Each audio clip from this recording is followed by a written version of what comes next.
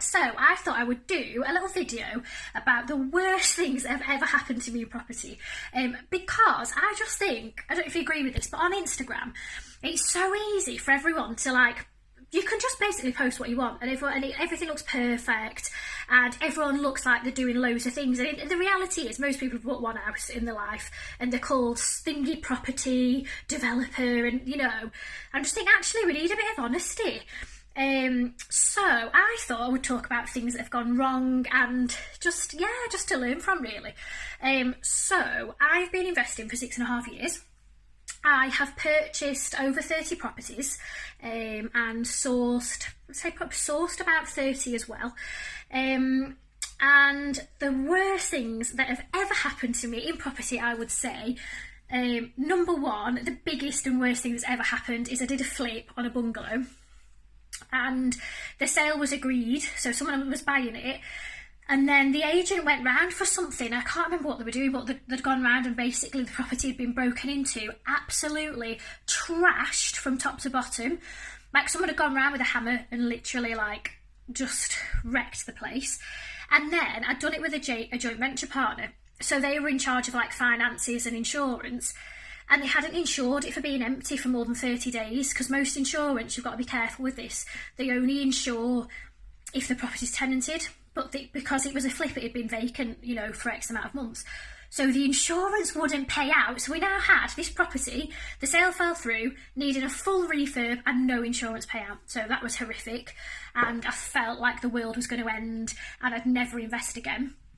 But luckily I had some amazing property friends that came to the rescue, and they did all the work. We did it ourselves, and yeah, it was absolutely fine. But at the time I remember just thinking, oh, it's the worst thing ever.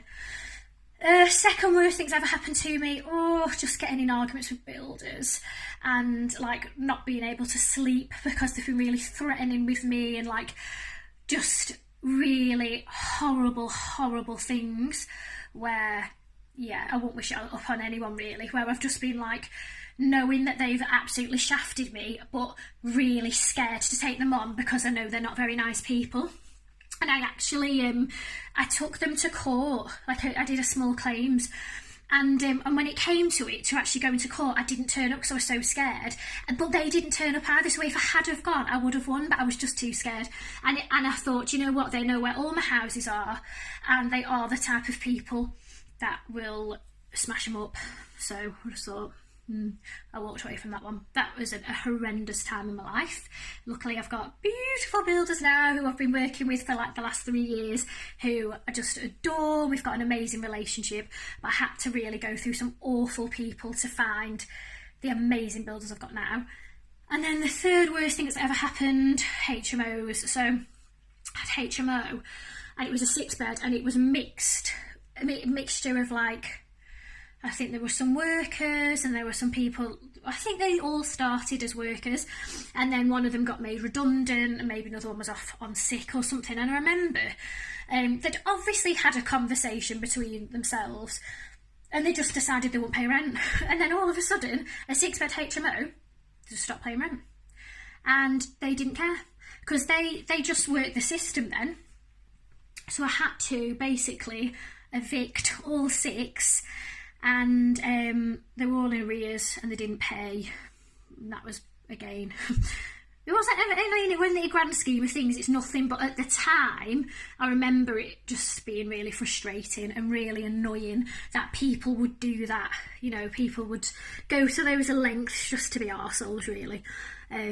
But that, you know, that's the worst that's ever happened to me in property, and I've got way more amazing stories. For every one bad story, I've got 10 really good ones. But I just wanted to shed a bit of light, really, on the reality of being a business owner. You know, it's not always going to be straightforward, it's not always going to be really easy, but ultimately, it's absolutely worth it. If you want to be in charge of your own life and you want assets and you want to be an investor, you know, that's it, and it's absolutely worth it because now I've got financial freedom, time freedom, and I've built an amazing legacy for me and my family. So it's worth, you know, those sleepless nights. I just want you to know, if you're going through like a horrible time, I can promise you I've been through a horrible time as well, and I'm sure there's loads more to come. You know, that's a reality, but it is absolutely worth it. So if you're going through something horrible, just stick at it. You will get through it, and when you do, you're so much stronger and you're such a better investor for it, because from all those horrible mistakes I've learned so much. And so unfortunately you do just have to go through like the horrible periods to get the learning and the growth. So have a lovely day everyone, and I'll speak to you soon.